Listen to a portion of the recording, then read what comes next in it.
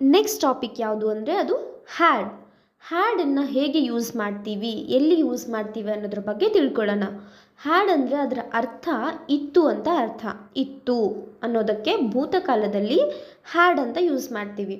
ಇದಕ್ಕೆ ಮತ್ತೊಂದು ಅರ್ಥ ಇದೆ, ಅದೇನೆಂದರೆ ಊಟ ಮಾಡಿದ್ದೆ ಅಂತ ಅರ್ಥ. ನಾನು ತಿಂದಿದ್ದೆ, ನಾನು ತಿಂದಿದ್ದೇನೆ ಅನ್ನೋದಕ್ಕೆ ಹ್ಯಾಡ್ ಅಂತ ಕೂಡ ಯೂಸ್ ಮಾಡ್ತಾರೆ. ಏನಪ್ಪ ಇದು ಒಂದೇ ಪದಕ್ಕೆ ಎರಡೆರಡು ಮೀನಿಂಗ್ ಇದೆ ಅಂತ ಅನ್ಕೋತಿದ್ದೀರಾ? ಅದು ಕೂಡ ಎರಡು ಮೀನಿಂಗ್ಗೆ ಸಂಬಂಧನೇ ಇಲ್ಲ ಒಂದಕ್ಕೊಂದು ಅನ್ನೋ ಥರ ಯೋಚನೆ ಮಾಡಿದ್ರೆ ಹೌದು, ಎರಡು ಮೀನಿಂಗ್ ಇದೆ. ಒಂದು ಇತ್ತು ಅಂತ ಅರ್ಥ, ಇನ್ನೊಂದು ಊಟ ಮಾಡಿದೆ ಅಂತ ಅರ್ಥ.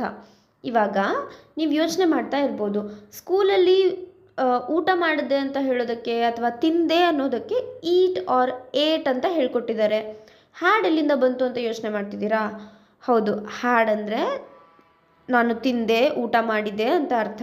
ಅದನ್ನು ಏಟ್ ಅಂತ ಕೂಡ ಹೇಳ್ಬೋದು. ಏಟ್ ಕೂಡ ಯೂಸ್ ಮಾಡ್ಬೋದು, ಹ್ಯಾಡ್ ಕೂಡ ಯೂಸ್ ಮಾಡ್ಬೋದು. ಆದರೆ ನಾವು ಸ್ಟ್ಯಾಂಡರ್ಡ್ ಆಗಿ ಮಾತಾಡುವಾಗ I had food, he had food ಅಂತ ಹೇಳ್ತೀವಿ.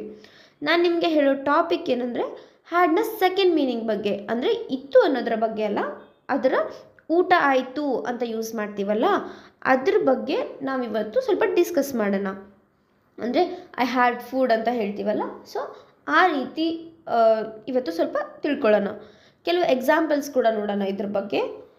I had biryani yesterday. I had biryani yesterday. ನಾನು ನಿನ್ನೆ ಬಿರಿಯಾನಿ ತಿಂದೆ.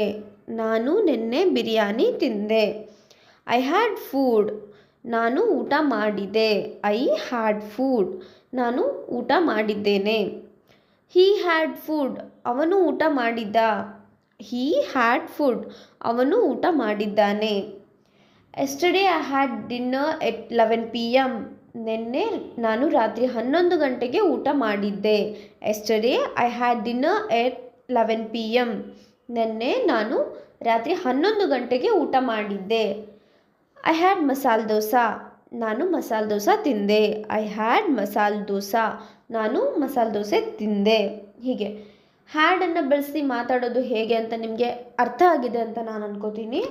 ಆದರೆ ಹ್ಯಾಡನ್ನ ಬಳಸಿ ಸವಾಲುಗಳನ್ನು ಯಾವ ರೀತಿ ಕೇಳಬೇಕು, ಅಂದರೆ ಪ್ರಶ್ನೆಗಳನ್ನು ಯಾವ ರೀತಿ ಕೇಳಬೇಕು, ಹ್ಯಾಡನ್ನು ಯೂಸ್ ಮಾಡಿಕೊಂಡು ಪ್ರಶ್ನೆಗಳನ್ನು ನಾವು ಇನ್ನೊಬ್ಬರಿಗೆ ಯಾವ ರೀತಿ ಕೇಳಬೇಕು ಅನ್ನೋದನ್ನು ನೋಡೋಣ. ಯು ಹ್ಯಾಡ್ ಲಂಚ್ ಅಂತ ಕೂಡ ಕೇಳ್ಬೋದು, ಅಥವಾ ಹ್ಯಾವ್ ಯು ಹ್ಯಾಡ್ ಲಂಚ್ ಅಂತಲೂ ಕೇಳ್ಬೋದು. ಯು ಹ್ಯಾಡ್ ಲಂಚ್ ಅಂತ ಕೂಡ ಕೇಳ್ಬೋದು, ಅಥವಾ ಅದರ ಬದಲಾಗಿ ಹ್ಯಾವ್ ಯು ಹ್ಯಾಡ್ ಲಂಚ್ ಅಂತ ಕೂಡ ಕೇಳ್ಬೋದು. ಎರಡೂ ಕೂಡ ಸರಿಯೇ. ಆದರೆ ಯು ಹ್ಯಾಡ್ ಲಂಚ್ ಅಂತ ಕೇಳುವಾಗ ನಾವು ಅಲ್ಲಿ ಕೇಳುವಂಥ ಟೋನಲ್ಲಿ ಗೊತ್ತಾಗುತ್ತೆ ಅದು ಕ್ವೆಶ್ಚನ್ ಅಂತ. ಅದರಲ್ಲಿ ನಾವು ಕೇಳುವಂಥ ಟೋನ್ ಮೇಲೆ ಅದು ಕ್ವೆಶ್ಚನ್ ಅಂತ ಅರ್ಥ ಮಾಡ್ಕೋತಾರೆ. ಯು ಹ್ಯಾಡ್ ಲಂಚ್ ಅಂತ ಕೇಳಿದ್ರೆ ನೀನು ಊಟ ಮಾಡಿದ್ಯಾ ಅಂತ ಅರ್ಥ. ಇನ್ನು ಕೆಲವರು ಹ್ಯಾವ್ ಯು ಹ್ಯಾಡ್ ಲಂಚ್ ಅಂತ ಕೂಡ ಕೇಳ್ತಾರೆ. ಹ್ಯಾವ್ ಯು ಹ್ಯಾಡ್ ಲಂಚ್ ಅದು ಕೂಡ ಸರಿಯೇ. ಈ ಪ್ರಶ್ನೆಗೆ ನೀವು ಯಾವ ರೀತಿ ಉತ್ತರ ಕೊಡಬೇಕು ಅಂತ ಅಂದರೆ yes I had lunch, yes we had lunch, yes he ate lunch, ಹೀಗೆ ಕೂಡ ನೀವು ಆನ್ಸರ್ ಮಾಡ್ಬೋದು.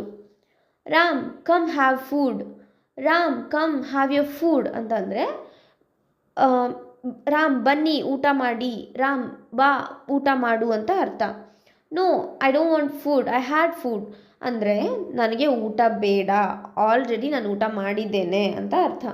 ನನಗೆ ಊಟ ಬೇಡ, ನಾನು ಆಲ್ರೆಡಿ ಊಟ ಮಾಡಿದ್ದೇನೆ ಅನ್ನೋದಕ್ಕೆ no I don't want food, I had food ಅಂತ ಹೇಳ್ತಾರೆ.